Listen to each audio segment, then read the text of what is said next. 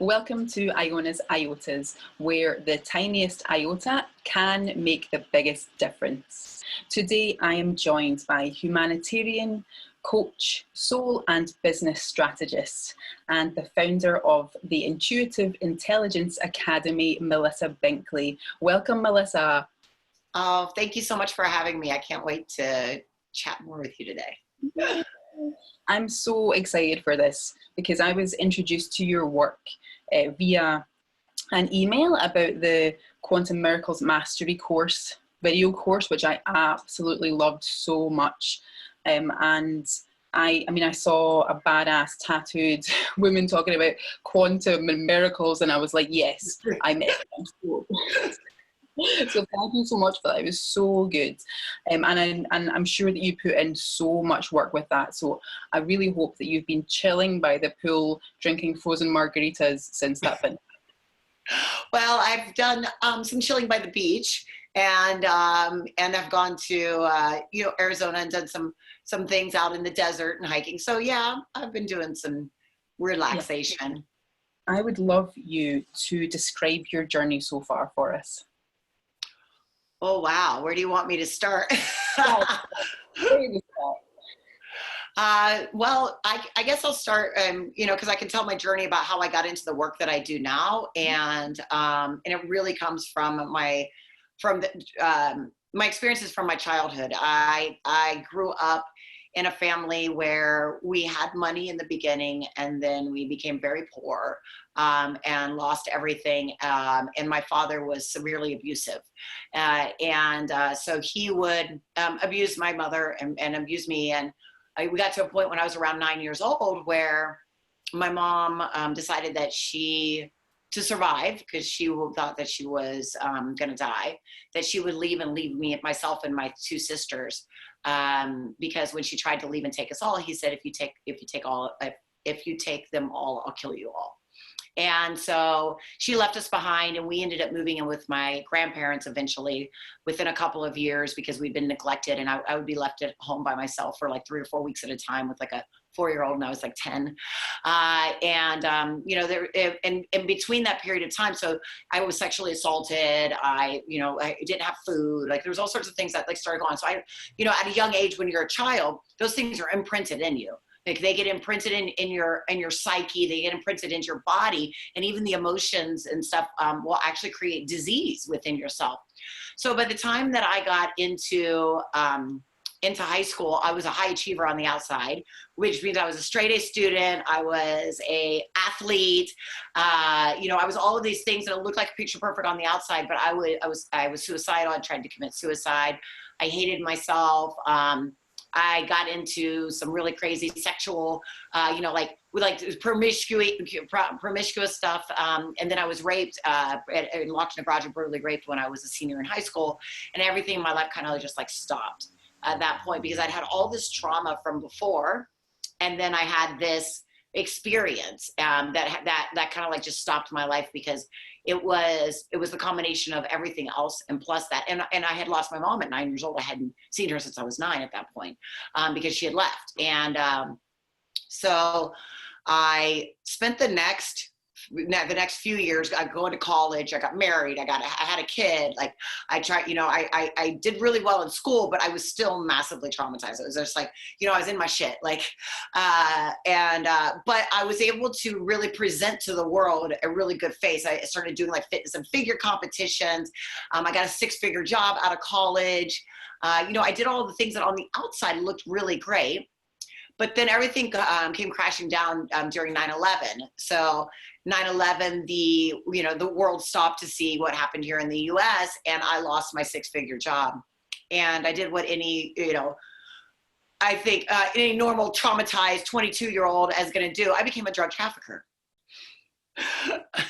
So I spent the next 3 years of my life and the difference, when people say, well, what's drug trafficking compared to drug dealing? Drug dealing is you're just selling drugs out of your house. Drug trafficking is when you're crossing international and federal and state borders.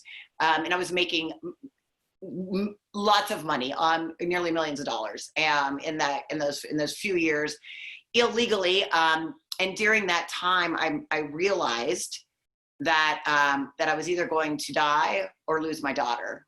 And I was this really smart woman who, you know, ended up being a part of this thing. And I just didn't like authority.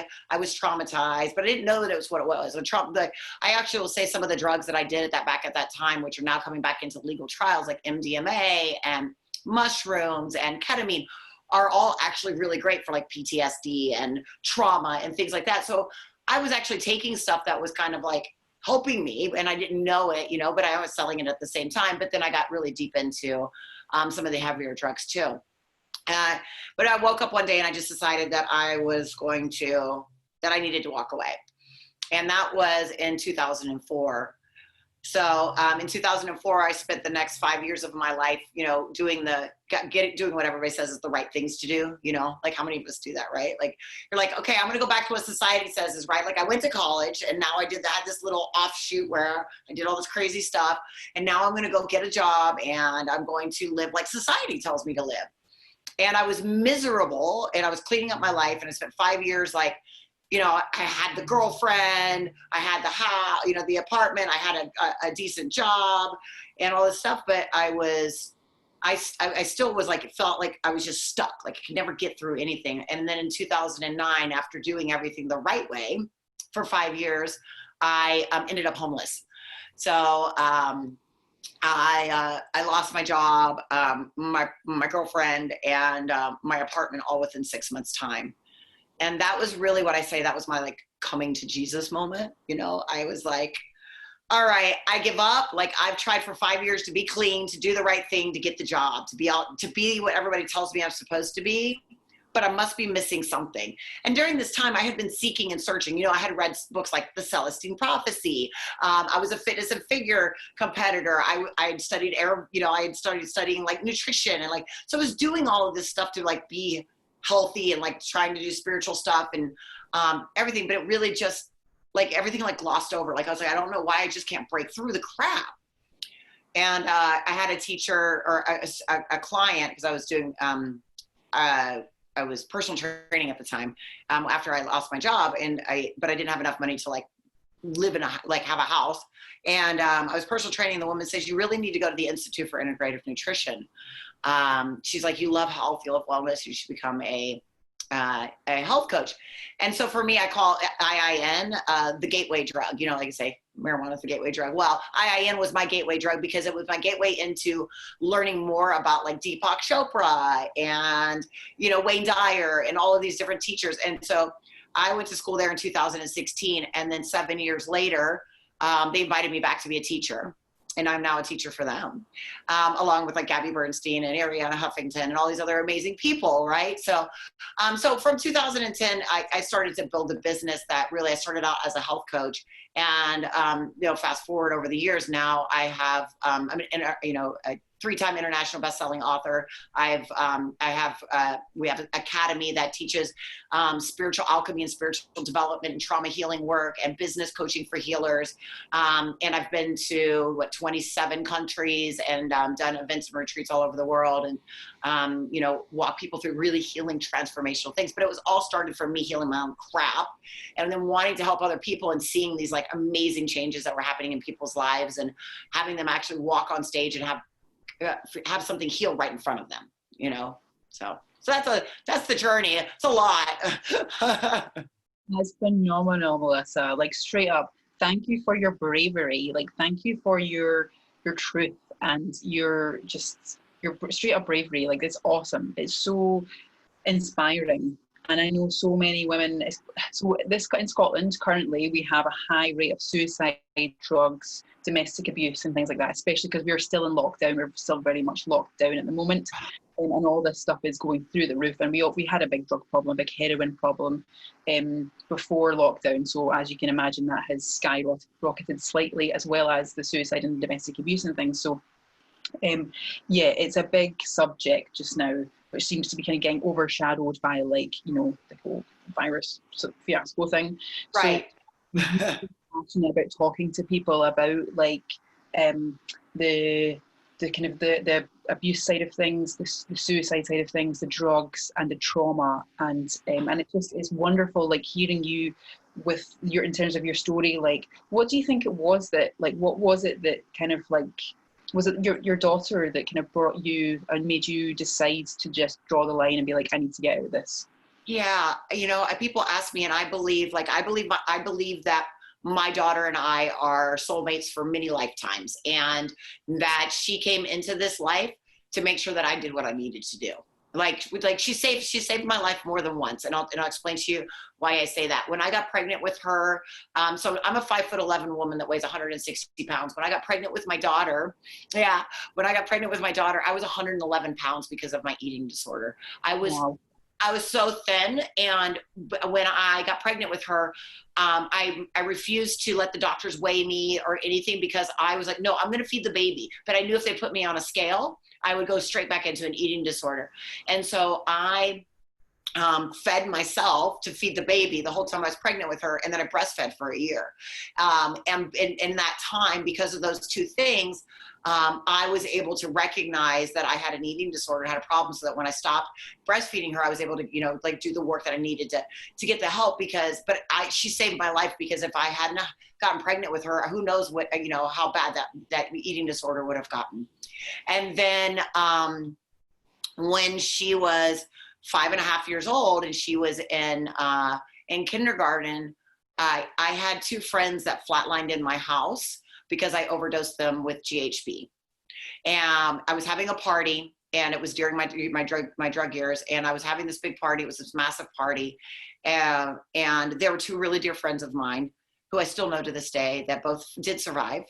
But they flatlined in my house, and they flatlined again at the hospital. And at that moment, I knew that if I didn't get out, I was going to be next. I was either going to go to prison for 30 years or I was going to die. And I knew that the reason I got out was for my daughter, because I was like, I can't, one, have her mother be in prison for 30 years or lose her mother because I'm not here for her. And the love that I had for her was so powerful and overwhelming that, you know, I always tell people, when you can't save yourself, find something that's going to save you, and anchor yourself to that first until you're at a point where you love yourself enough to save yourself. I didn't love myself enough, but I loved her. I loved her so much that I would have given anything for her. And so I was like, I don't care what I have to do. I'm going to be in her life. And, you know, it was a real struggle when she was young for a long time, because I left. I moved away from Ohio, where I was living, to Florida, and I only got to see her during the holidays and on the summer and stuff. But now she's 21 years old, and she's a senior at the Ohio State University, and we have one of the best relationships that a mother and daughter could ever have.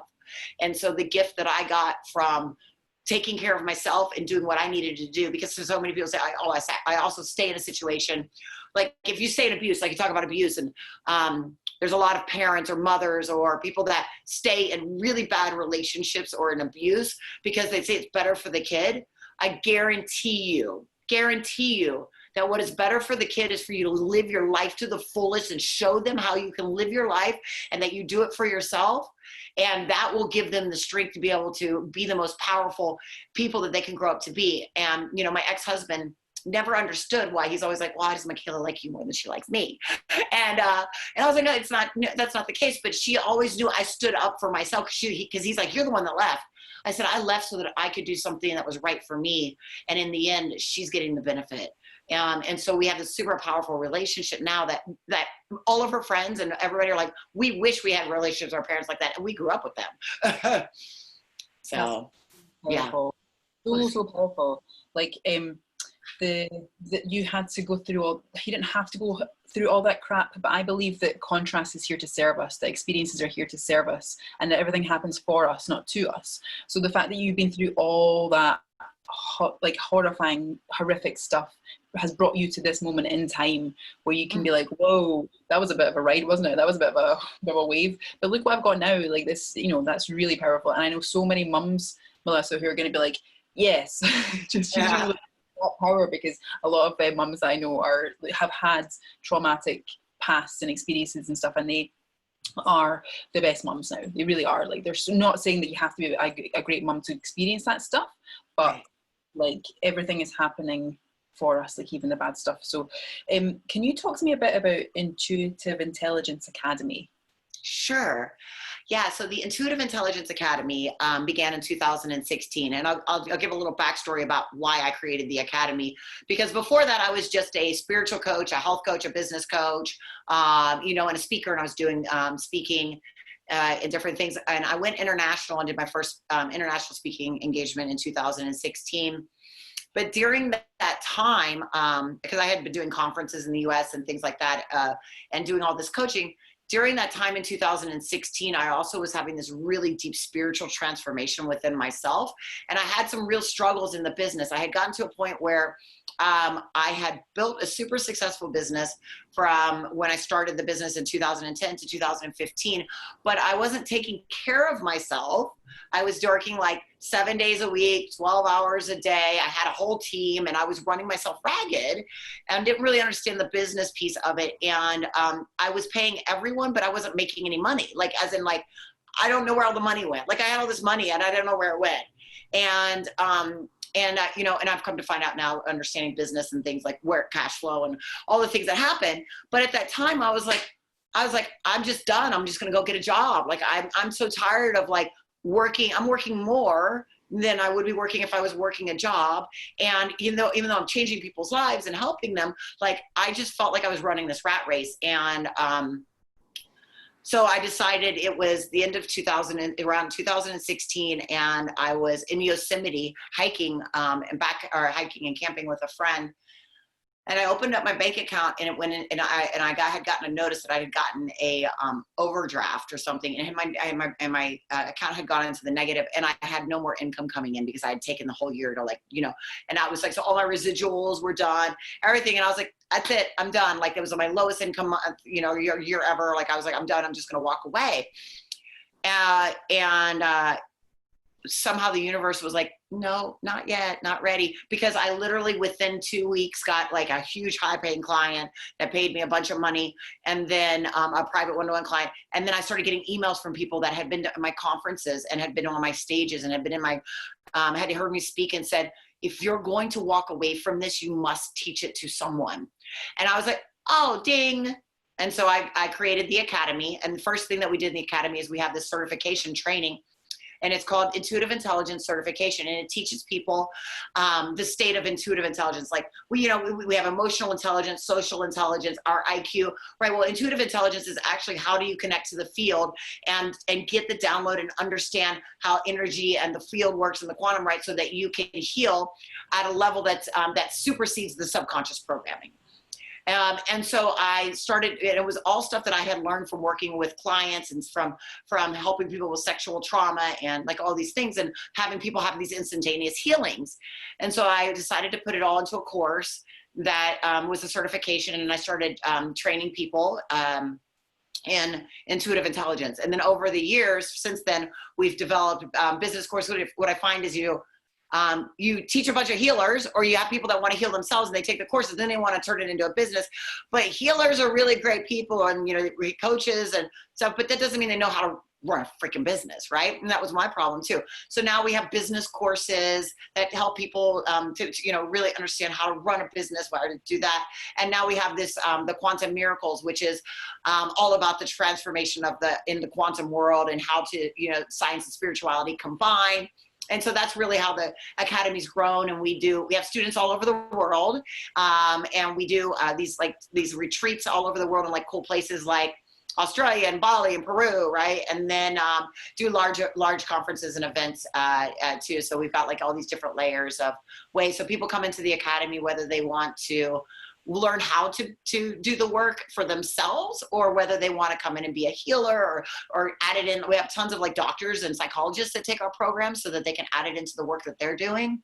Acupuncturists, Eastern medicine people, even business coaches and stuff. Cause like when you can help somebody through their own shit, like that's kind of stuff. So it came out of my necessity to learn how to not work as much, to be in flow, and to and want to help more people. And now we've reached, massively amounts, more people, and I only work 20 to 25 hours a week now. So yeah, dream. That's so awesome and so exciting as well. The word that I really want to just pull out of that whole paragraph is quantum.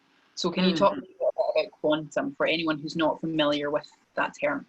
Oh, sure, absolutely. So quantum mechanics or quantum physics, right? So Newtonian physics says that matter, like a table, that matter exists, right? That it is hard, that the laws of gravity exist, like all of those types of things. So that's your scientific view. So the quantum is now coming to show us that at 99% of everything is energy, right? There's, the actual amount of like matter in the world is less than 1%.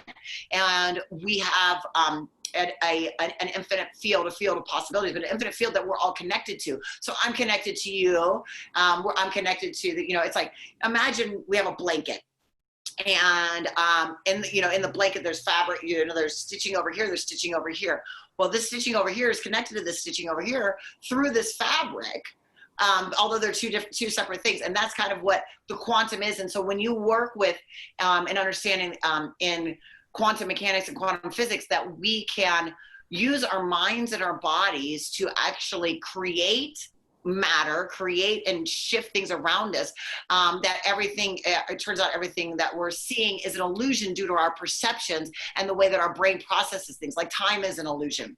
The brain needs to process something in a linear fashion, but they've proven that everything is happening right now. And I know it sounds really weird to say, because I thought I was younger yesterday and older tomorrow, but they've proven that you can actually take something that's happening right now and go back and affect something that happened in the past and change the results of it, right? Or I do what we call, I change people's timelines. So we'll literally step into somebody's future and create an event that will then show up in their lives later. Right? So you can do this kind of stuff, and then all of a sudden you're like walking your life, and you're like, oh my God, I remember when that happened. And it's called retrocausal. What they understand now with the quantum is that an event that in the future, it's not like you're being pulled towards your future. An event in the future actually comes back and grabs you. It's retrocausal. It will come back, you create, and it comes back in, and pulls you towards it that way, instead of you working towards an event. So we are always planning, creating intentions, creating goals, trying to work towards the future, when actually it already exists, and you can go in and cherry pick it through the field of possibilities and pick it. Another great way that I like to explain it for people that are like non-scientific at all is think about an elevator at a hotel, right? When you get on an elevator, you push a button and say you get off on floor number 2. Floor number 2 is your current present reality. It is what you see in the world. It's everything that exists for you right now.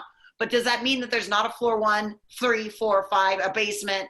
No, all of those other floors exist. But because you pushed button number 2, the only thing you see in your present reality is 2. But guess what? In the quantum, you can get back on the damn elevator and you can go up to another floor if you don't like your life. Right? Like, okay, I want to go in, so you can actually learn techniques and learn ways to shift your pineal gland and your heart vibrations in the way that you think, that will allow you to go to another floor and completely change your view of the world and your reality. That's amazing. That's fascinating. And those were such great explanations, Melissa. Thank you for that. Just, it's so exciting, isn't it? Really, like, if no, it's what is possible, like, and the whole kind of the infinite realm of possibilities. I love playing with that whole idea, and the fact that like we can to get relaxed and go with the flow, so we can tap into that whole like universal like of everything and anything is possible. It's just yes, it's so exciting. Yeah. So, what would you say your main inspiration in life is? Wow, so a couple different things pop up in my head. One would be obviously my daughter. Like, she's really, for me, a massive inspiration. She is such an incredible soul. She has made me view the world in a different way. And so many times, and from somebody that's so young, the wisdom that comes from her. Just recently, because of the riots that were happening here in the United States, we had protests and riots going on. My daughter and I got into a deep discussion around like rioting and that whole thing. And I'm like, I don't understand, because as a business owner, I'm like, I don't understand. Why would you destroy people's property? Like, and then she was able to explain to me in a way, a different viewpoint that opened my eyes to seeing things in a completely different way. And we ended up going peacefully protesting, and we were attacked. And actually one of her friends died at the protest from tear gas, a 22-year-old. And so like seeing, and so she's been a wisdom keeper for me. Like she's a wisdom keeper for time. And then the other thing that's a main inspiration for me, I believe in love. Like I have love tattooed on my body like 5 times. You were talking about all the tattoos, you know, I got all the tattoos. And my daughter's middle name is Love. And for me, I believe that the universal vibration is love. I believe everything comes from love or is a cry for love. I don't believe in like, and this is where things get in the spiritual, like woo-woo world that, you know, what I try to say is I don't believe in evil. I believe that we come here to Earth School to learn a lesson, and the people that are evil or bad or things like that have actually come as part of their contract to help us to learn in this lifetime and the schooling and to do these things, right? And that they're there. And so I believe that, you know, like my rapist, he loved me enough in another dimension to be able to say, I'm going to do this for you so you can have this experience in this lifetime. Because if I hadn't had that, I wouldn't be doing the work I'm doing today. Right. And I know that. And I please say this in the way that I'm not discounting anybody's pain, anybody's trauma that you need to work through, that you need to heal, or that you deserve it. I'm saying that I know that everything is from love, and that if you believe in a universal God or a universal experience, right, or universal source, that is a loving energy. You cannot create something that is not loving out of love. And so we have to look at the experiences and our judgments of what they are and really say, is that actually not love? Or is that love in a way that you can't? Sometimes love comes wrapped in really, really ugly packages. You know, and so those are my 2 biggest inspirations. That's so powerful. It's such a powerful way of looking at it as well. The whole journey, the aspect of the journey, and the fact that you have been on this journey, and things that have happened to you in terms of that journey have brought you to this moment in time. And it's such a powerful way of looking at it. Like, I feel the same way about the whole concept of love, that everything's built out of love, and actually love is the building block of this universe, and maybe all, who knows, like, but certainly in this universe. And also this universe is fascinating in terms of the polarity between the two, love and hate. And I'm not experimenting, but I'm experiencing quite a lot of like the whole polarity between good and bad, and evil and love, and just the kind of taking a step back and observing, like, say for example, organized religion from the past like couple thousand years, about the whole concept of evil and the devil and sin and things like that. And that's really like from a perspective of a higher consciousness, like you can view it as a lesson, and you can view it as coming into this plane, on this plane to, as a school to benefit from it. But again, that's, you have to really kind of like, take a step back. And I totally agree, because organized religion is one of those, right? Like, more people have died in the name of organized religion than anything else, right? Think about that. And then really, like, and then you have the sects that are fundamentalist, or that like the really crazy ones out on each end, that when you look at that, when you see where they're coming from, what is it?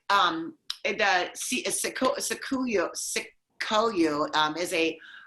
is a poet that did this incredible thing, and he said everything is love. Everything is from love. He said even what looks like hate, because he said those people that were that really, they loved their family so much, and they were, fear that they would hate someone else, right? Like, so even what you thought was hate was love. For them, it was love for their people, right? Or things like that. And we've had the religion, I think it just got so distorted.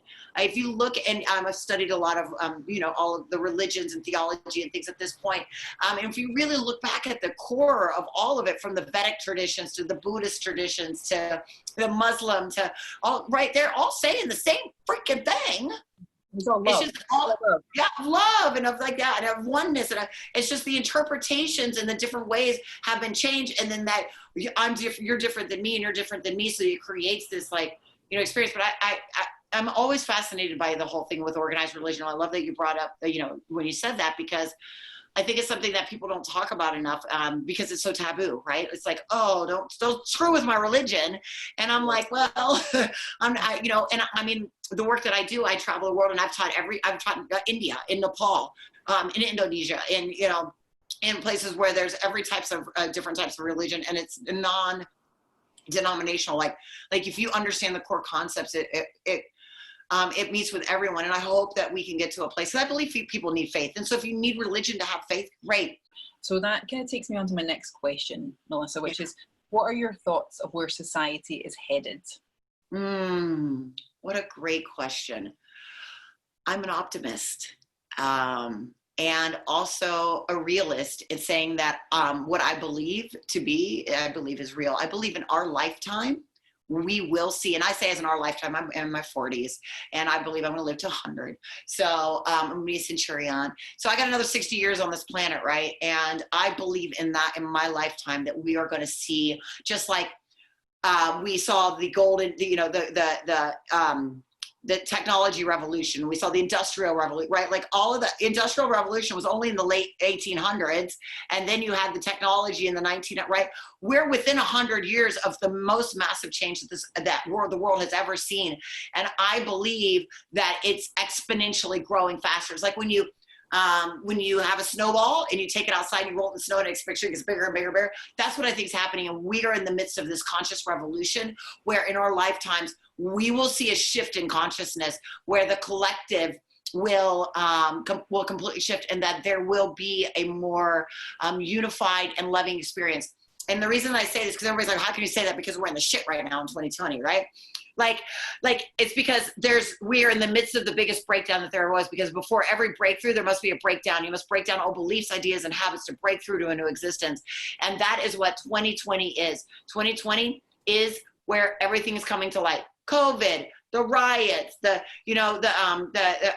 fires in Australia happened, like all of this crazy natural disaster, because Mother Gaia and everything is like, time to wake up, pay attention, because we cannot no longer go on this way anymore. And I believe that we are in the bottom of the barrel, right? Like when that Bible talks about revelations, my belief is that Revelations is not literally about the end of the world, but it's about the end of a time. And I believe we are in the midst of a revelation right now, where we are at the end of a time period, a frame where as we move into this new age, where everything is going to shift into consciousness. The quantum is becoming more known. Science is proving spirituality. More people are becoming gifted. The gifts are showing up. I mean, I don't even know. I mean, I believe, who knows, teleporting might be available to us within 6 years if we can get our brains wrapped into it. Like the abilities to do.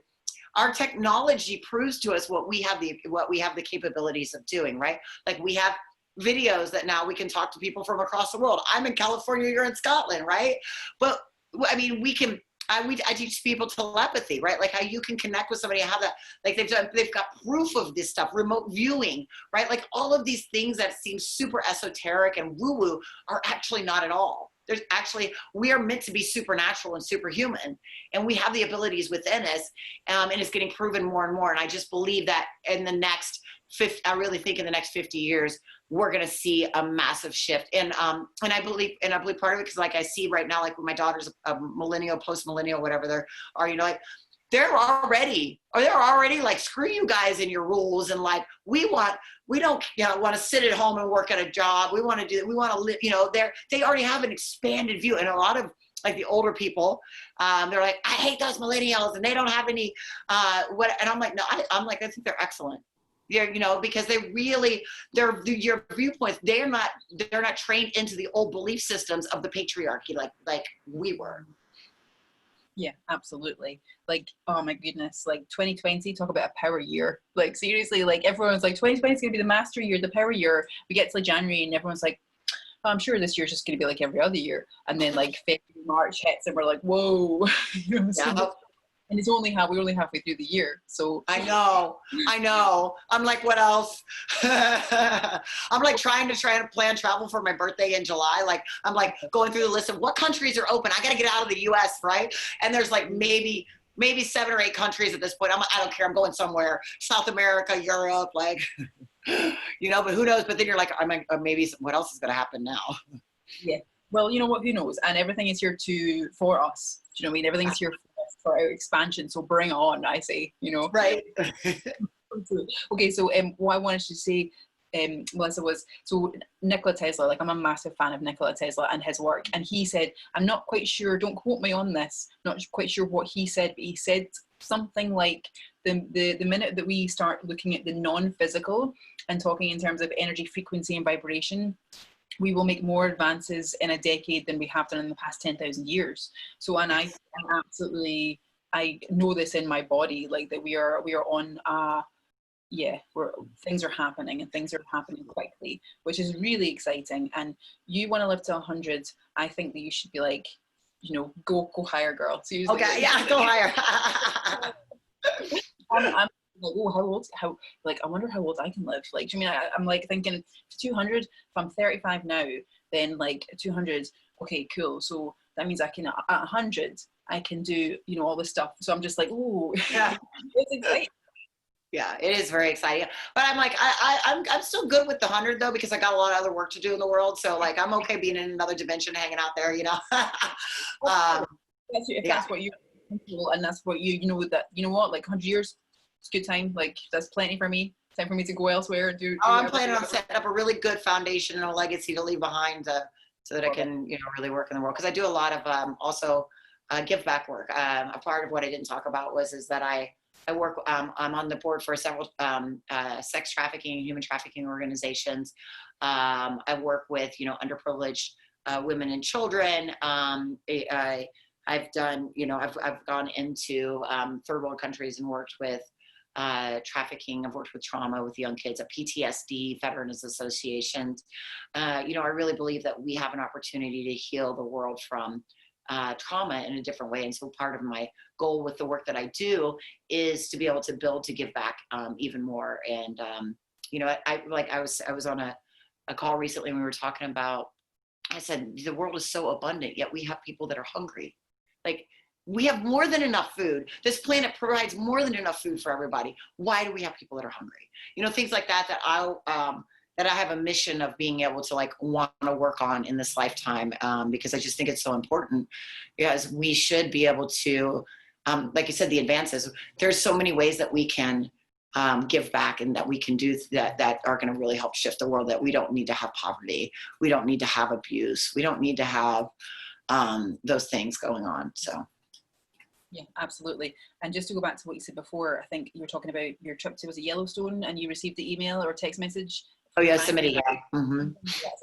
And how so abundance, how one part of the population of the world has been practicing abundance and the other half has been practicing scarcity. And it's about, okay, well, if they can have abundance, then surely we're all born with the power to have, to be equal as sovereign beings and sovereign entities. So why, whatever they're having, I think it's time for us to, to tap into abundance. And I've been really practicing abundance recently and trying to encourage people to imagine their wealth as if they're breathing it in like oxygen, like it flows through us, like the blood flows through our veins, because it's just energy, isn't it, at the end of the day? Like, money is energy.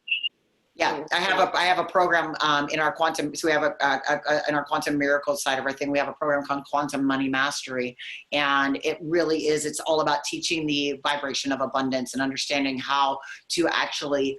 I say use the field like Amazon, right? Or you can just go order up what you want, kind of thing. And it's super powerful because we live in a society where for some reason money is either considered evil, right, or bad, or non-spiritual, or this kind of stuff. And so these belief systems have got us trapped in this idea. And money is one of the, like money and health, but money is one of the big things that people really have a challenge around. They're like, oh, like, I don't know, what to do. And I've seen people doing in our programs, like within a day, well, I work with a lot of entrepreneurs and things so in a day, some clients, I got two 5K clients and a 10K client. I had a woman who got a check in the mail 2 days later for like $1,000 on a refund. And then you got how do you start getting refunds from the universe and doing that just to prove to yourself, and then you can order up and say, okay, I want this, I need this, or I need this, I this much money, I need it. For me, it started when I was I had to get to a place where I had faith that I was always going to be taken care of, right? Like that was an energetic vibrational shift for me when I knew no matter what, because I had been homeless, I had lived in my car, I had, been abused, like all of these things, all of these stories that I had for myself, and my vibration was in a vibration of scarcity and lack. And it wasn't until I was able to shift that energy and really work on that story and do, you know, the things that we teach in our quantum money and be able to do that, that I've never, ever since then. And that was in 2000, late 2016, 2017, after I did that, when I first did my Quantum Miracles experiments. And I've never ever since then had to ever worry. Like, it's always, no matter what, like, you know, always there. And always more. And then it, you know, and then I see where my glass ceilings are, I'm able to create. But I think abundance is something that we don't talk enough about. And, you know, money is energy. It's spiritual. Look, you know, there's 1,000 blades of grass and leaves all over the trees. Everything is abundance. So why wouldn't we be able to have it too? If you have a desire in your mind or your body, then it was given to you for a reason. Go freaking get it. Absolutely. Don't put a limit on it. Just go for the sky's the limit, honestly. Like, and mindset, like, it's all about mindset, isn't it? About how, like, the billionaires and the millionaires, they believe that they are supported and they have, what are you thinking? No, yeah. So, so I'm gonna disagree with you on this one, because I say mindset is bullshit. Because if it was just mindset, everybody would be doing it, right? And so, and this goes against a lot of, because we have mindset coaches and different things out there. I think your intention is right, but I think it's really about your vibrational soul. I call it a soul set. It's like, what's going on at core? Because I know billionaires. I've sat at the table of billionaires. I've sat at the table with multimillionaires. I've gone to the Oscar, right? Like, I'm amongst those people. And I'll tell you, just because they have money doesn't mean they're not lacking in another area of their life. People look at money as the end all. If I have money, and then you know how many of those people are bankrupt in other areas of their lives? What it's about is being whole in all areas of your life, and all of those vibrations raise up, just because that's where they're really good at money. They may have never had a relationship in their life. They may never have love. They may never have, right? Or they may have good health. They may have good health, but, you know, or somebody that's, you know, their bank is set in health, then they have to work on those other things. So learning to, your mind cannot create what it does not know and learn. So more than mindset is, you must go learn what you want to know. If you want to be wealthy, you must study wealth, right? Like, I just started, I'm doing investments. I study investments. I'm teaching people around, like, what type, you know, my different investment, things like that. Like, I studied with Tony Robbins. I studied with, you know, Harv Eckert. Like, I went and I've spent $200,000 or more on trainings to learn about, you know, wealth and money. And so mindset is great, but if we were just thinking, oh, I have to have this mindset, they could be bankrupt somewhere else. It's got to be a whole reprogramming on a core level of your vibration, because you can believe that you want to have $1 million, but if you're not worthy, if you don't feel like you are worthy or deserving of it, and don't change that core vibrational, energetic abundance feeling underneath it, you're never going to get it. And I don't care how much mindset you have. That's an amazing point, Melissa. That's an excellent point. Thank you for that clarity of that, Yeah. because I do agree with you. Like, it's all about vibration. And if you have something in your vibration that, with like a worthiness issue, or, you know, I'm feeling dirty because, like, you know, spiritual people shouldn't make money because it's unethical and all this kind of stuff, then that's going to affect what you receive and what you're attracting. So 100%, absolutely. It's awesome. So can you talk to us about your plans and goals for the future? Yes. So we're growing, you know, our biggest goal is we're growing the academy. And, you know, I really want, the foundation of the academy is, so my goal is to reach 1 billion lives in my lifetime. And obviously I don't mean that directly through myself, but through, I mean, you know, through the programs. I've already reached over 1 million people, you know, and through the programs that we have, and by those people helping other people, and like taking this work out to the world. I did a conference last May, and it was a small one. It was like 75 people, but I had some people from Australia that were there. And in December, I was in Australia for 3 months, October, November, December. I was at a Christmas party, and one of the girls that had been at my conference in May was at this Christmas party, and she was 19 years old. And she walks up to me, and she's just like hugging me, and she's crying. And she said, when I was at your conference, I was super depressed and suicidal, and, you know, I didn't know what I was going to do. And she said, the techniques that I learned, I'm meditating every day. They've completely changed my life. And that, but for me, that wasn't the key. The key was what she said next. And she said, now I'm teaching all of my friends that have depression and are upset, and it's changing their lives too. And she's not a student. She's not, you know, in the academy. She's not taking a course. She just came to a 3-day event, learned techniques that were so simple enough for her to go, and that she's teaching other people. That for me is the greatest gift that I could ever have. And so my goals for the future is to keep learning more, transforming more, but teaching more people, getting out the word, allowing them to experience, having them come through our courses or academy, but then also being able to give back and create these foundations and work more with trauma and trafficking and veterans. And then, you know, when I'm 50, I want to rent a big island and invite everybody that's ever made an impact in my life and send them a plane ticket and bring them to an island and have a big fucking party. Ooh, sorry. It's all good. You're in Scotland. Effing is honestly in the comma, so it's all good.